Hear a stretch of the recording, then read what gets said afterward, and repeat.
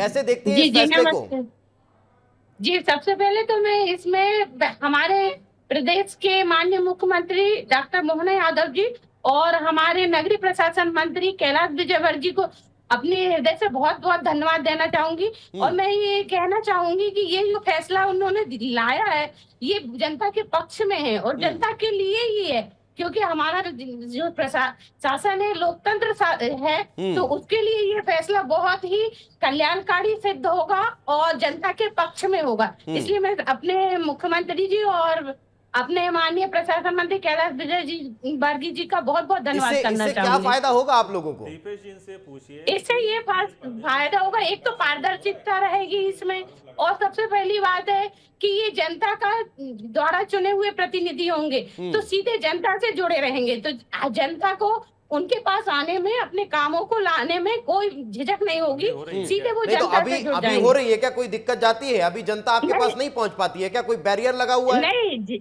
जनता तो पहुंच पाती है, पर क्या होता है कि कभी कभी जनता के लिए जो काम हमारे मन में होते हैं या जनता के लिए जो आवश्यक होते हैं वो हम करना चाहते हैं, उसके लिए आप प्रत्यक्ष मान लो या अप्रत्यक्ष कुछ ऐसी दिक्कतें होती हैं हमारी नगर पालिका में कि हम लोग वो काम नहीं कर पाते, क्योंकि वो आप समझ सकते हैं कि नगरीय प्रशासन में कई वो होते हैं। अब जब जनता द्वारा अध्यक्ष चुना जाएगा तो नहीं वो सीधे उससे जनता के लिए काम मैं करने में तो सज्जन जी, मैं लौट रहा हूं आपके जी पास। सविता जी, सज्जन जी, जी अभी क्या जी दिक्कत जाती है? अभी कहां परेशानी होती है?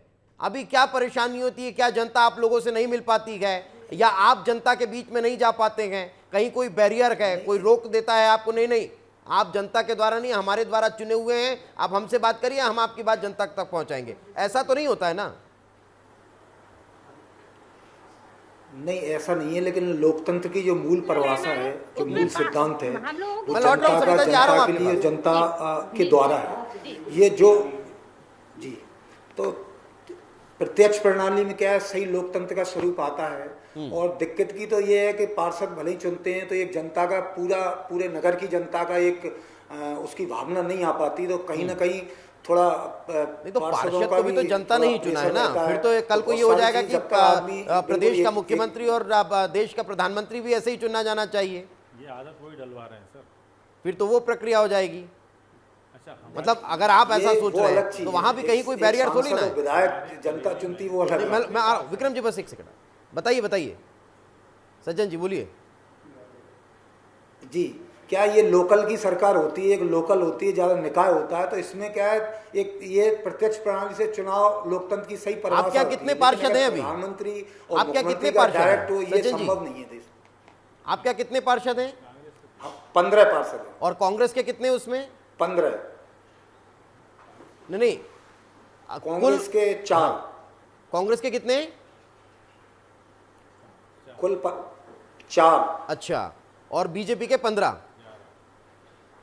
जी नहीं, 11 बीजेपी के, 11 और कांग्रेस के 4 मतलब कुल 15। ओके, तो नहीं तो फिर मैं बस अब मैं यही समझना चाह रहा हूं कि भाई आपका बहुमत है, आपके बहुमत के अनुसार सारे लोग आपकी सुनेंगे, जो फैसला लेना है सब बहुमत के आधार पर हो जाएगा, जो विधानसभा और लोकसभा में भी होता है वही प्रक्रिया है, तो फिर दिक्कत तो कहां? भाजपा ही भाजपा के विकास को रोक रही है क्या?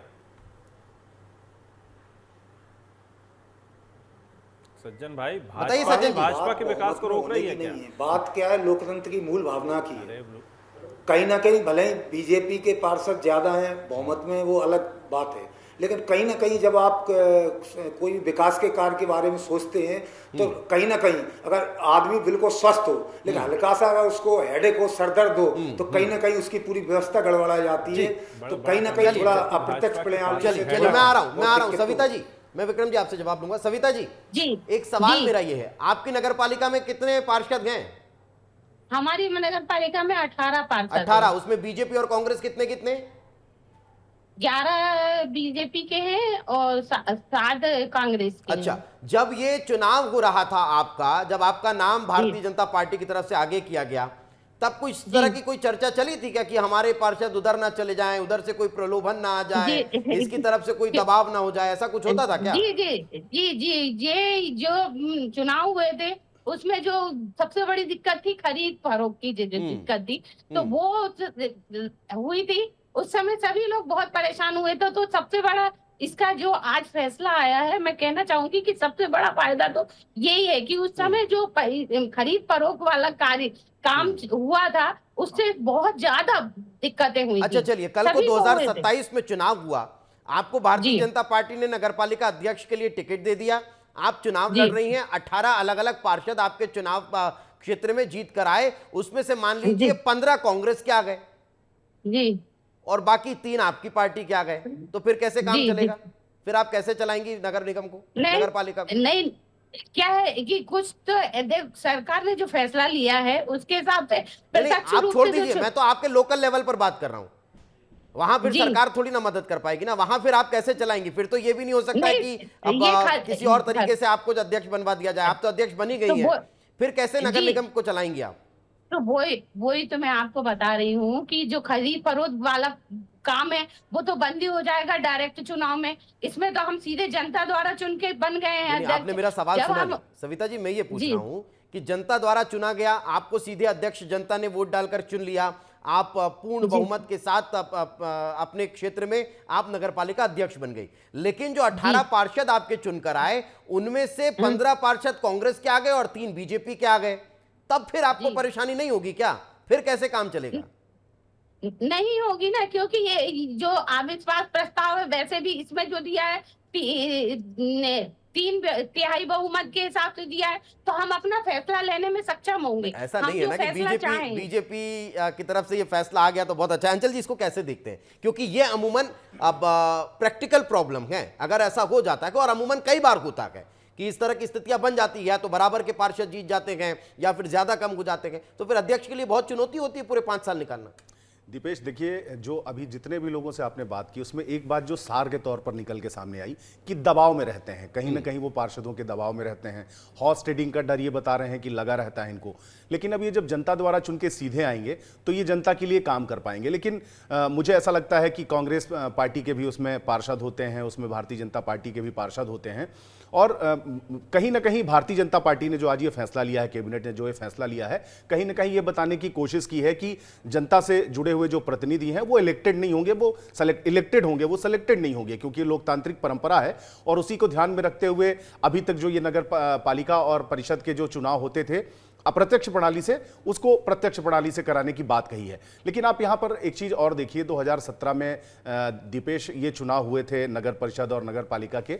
उस समय ये देखा गया था मध्य प्रदेश के कई हिस्सों में जहां की भारतीय जनता पार्टी बहुत ताकतवर थी, 18 में इलेक्शन होने थे, लेकिन इसके बावजूद भी वहां पर कांग्रेस पार्टी का एकदम से प्रभाव बढ़ा था, प्रभुत्व बढ़ा था। मुझे बहुत अच्छे से याद है कि जब हम लोग फील्ड में जाया करते थे और ये जब नतीजे आए थे, तो नगरीय निकाय के भी बात करें, अगर हम ग्रामीण निकाय की भी बात करें, तो बहुत अच्छे नतीजे रहे थे। अगर मैं गलत नहीं हूं, आप लोग हमारे और भी साथी इसको ठीक करेंगे, तो बहुत अच्छे नतीजे रहे थे।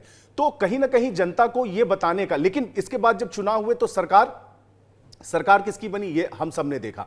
तो कहीं ना कहीं जनता को एक फ्री हैंड देने की बात कि भाई आप अपने जनप्रतिनिधि को आप स्वयं चुनिए, आपको ऐसा नहीं लगना चाहिए कि ये इलेक्टेड है, ये सॉरी सेलेक्टेड है, इसको पार्षदों ने मिलकर बनाया है। और कहीं ना कहीं एक चीज का जो भय जो सारे ही जनप्रतिनिधियों से बात करने के दौरान समझ में आया कि उनको डर लगा रहता है, क्योंकि कहीं ना कहीं पार्षदों के अपने भी कामों का दबाव रहता है, वो अपने भी काम लेके आते हैं, और कई बार होता यह है कि पार्टी के भी दबाव के चलते और पार्टी की प्राथमिकताओं के भी चलते उनके काम प्रभावित होते हैं, और ऐसे में कहीं ना कहीं विकास के बिल्कुल कार्य में यही कारण है कि वे बहुत खुश भी नजर आ रहे हैं।